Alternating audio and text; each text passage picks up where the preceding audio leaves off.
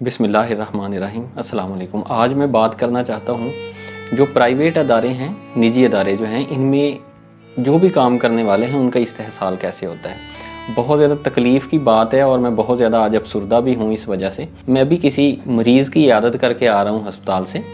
اور میں اس کا بیک گراؤنڈ آپ کو بتاتا ہوں۔ وہ شخص کسی فیکٹری میں ملازمت کرتا تھا اور 25 سال کا عرصہ جو ہے اس فیکٹری کی خدمت کی ہے، اس کارخانے کی خدمت کی ہے۔ کام بھی بہت زیادہ سخت تھا۔ ضعیف شخص ہے، 65 سال عمر ہوگی یا 62 سال عمر ہوگی، داڑھی رکھی ہے، محنتی ہے، نمازی ہے، اچھی خوبیاں ہیں، ایماندار ہے۔ اس کارخانے کو اوپر لے کے جانے کے لیے اس کا ایک اہم کردار ہے، اور اس سارے کے باوجود ہوا ایسے ہے کہ اس شخص کا کام ہی کے سلسلے میں موٹر سائیکل پہ جا رہا تھا، ایکسیڈنٹ ہوا اور اب اپاہج ہونے کے بعد وہ ہاسپٹل میں ہے۔ لیکن دکھ کی بات یہ ہے، تکلیف کی بات یہ ہے کہ وہ کارخانے والے جن کے لیے اس نے اپنی پوری زندگی محنت کر کے داؤ پہ لگائی، تنخواہ بھی لیتا تھا، لیکن آپ کو پتہ ہے مزدوروں کو کتنی تنخواہیں دی جاتی ہیں، ان کو کتنا ان کا حق دیا جاتا ہے، ان کو کتنے تحفظات ہوتے ہیں اور کتنی ان کو سہولتیں ہوتی ہیں۔ اور اب وہ اس شخص کا علاج کرنے کے لیے مائل بھی نہیں ہے۔ تنخواہ دینا تو بہت دور کی بات ہے نا، ہونا تو یہ چاہیے تھا کہ جس شخص نے ساری زندگی ان کے کارخانے کے لیے اپنی صرف کر دی ہے، اگر اس پہ مصیبت کا وقت آیا ہے، وہ شخص غریب بھی ہے، تو اس کی مدد کی جائے، اس کا علاج جو ہے وہ برداشت کیا جائے۔ اگر وہ کارخانے والے اتنی استطاعت نہ رکھتے ہوں تو پھر انسان کہہ سکتا ہے، لیکن ان کے پاس خربوں روپے ہیں۔ اور دوسری اہم بات جو میں کرنا چاہتا ہوں کہ وہ کارخانے والے، اب میں نام نہیں لینا چاہتا کیونکہ اگر میں نام لوں گا بات صرف مخصوص ہو جائے گی، یہ ہر ادارے میں ہے، چاہے وہ پرائیویٹ ادارہ کوئی فیکٹری، کارخانہ، مل ہے، چاہے وہ پرائیویٹ سکول ہیں، چاہے وہ بڑے ٹی وی چینلز ہیں، اس میں کام کرنے والا چاہے وہ مزدور ہے، چاہے وہ کیمرہ مین ہے، چاہے وہ ڈرائیور ہے، اس کو کسی قسم کا کوئی تحفظ نہیں ہے، اور اللہ نہ کرے کام کے دوران اس کو حادثے کا سامنا کرنا پڑتا ہے، اس کی ٹانگ ٹوٹ جاتی ہے، اس کو بیماری لاحق ہو جاتی ہے، اس کو فالج کا مرض آ جاتا ہے، اس پہ کوئی بھی مصیبت آ جاتی ہے، تو ادارے اسے ایسے پھینک دیتے ہیں کہ جیسے ان کا اس سے تعلق ہی کوئی نہ ہو۔ ہوتے ہوں گے لوگ اچھے بھی، بہت سے فیکٹریوں والے جو لوگوں کی مدد کرتے ہوں گے۔ اب صورتحال ایسی ہے کہ ایک شخص نے 25 سال جس ادارے کو صرف کیا ہے، اس ادارے کے مالکان ہر سال محفل نعت کرواتے ہیں، میں بتانا یہ چاہتا ہوں، اور اس محفل نعت پہ 17 یا 20 یا 15 عمرے کے ٹکٹ جو ہے وہ نکالتے ہیں، اور بڑے بڑے نعت خواں حضرات جو ہیں انہیں بلایا جاتا ہے، حضور پاک صلی اللہ تعالیٰ علیہ وآلہ وسلم سے محبت کا اظہار کیا جاتا ہے، وہاں پہ لاکھوں کروڑوں پیسے جو ہیں وہ خرچ کیے جاتے ہیں، لوگوں پہ پیسے پھینکے جاتے ہیں، نعت خانوں کو پیسے دیے جاتے ہیں، انتظامات پہ پیسے دیے جاتے ہیں،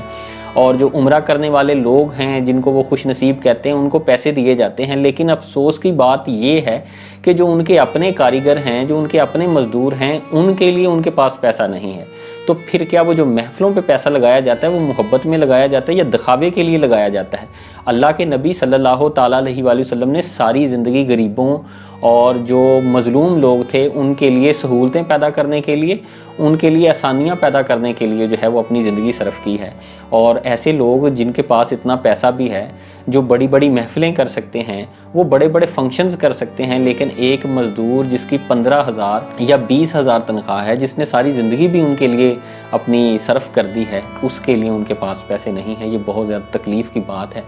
اور یہ میں تمام ان لوگوں سے جو فیکٹری مالکان ہیں، میں ان سے یہ کہنا چاہوں گا کہ آپ اتنی دولت اکٹھی کرتے ہیں، آپ اپنے لیے خوشیوں کا سامان کرتے ہیں، آپ اپنے لیے ہر سہولت جو ہے وہ دیکھتے ہیں،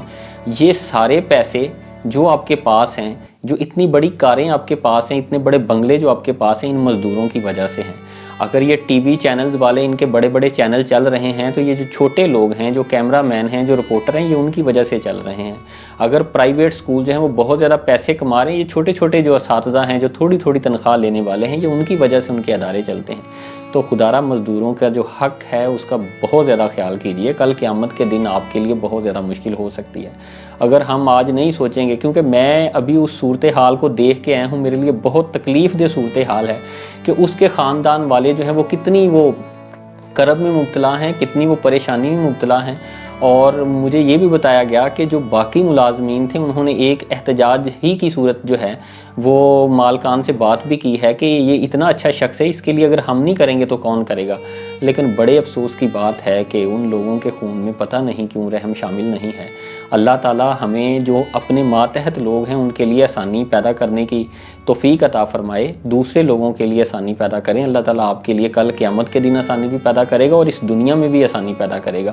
ہم یہ کرتے ہیں کہ اپنے مزدور کو پیسے ادا کرنا جو ہے وہ گوارا نہیں کرتے، کل اللہ نہ کرے کوئی مرض نکل آئے نا، کوئی کینسر کا مرض نکل آئے، کوئی اور بڑا مرض نکل آئے، تو پھر ہمارے اگر ڈاکٹر جو ہے وہ کروڑوں میں بھی مانگ لے گا، ہم نے وہاں پہ ادا کر دینے ہیں، لیکن ہم دوسرے لوگوں پہ خرچ کرنے کے لیے پتہ نہیں کیوں گھبرا رہے ہوتے ہیں۔ اللہ تعالیٰ سب کے لیے آسانیاں پیدا کرے۔ اللہ حافظ۔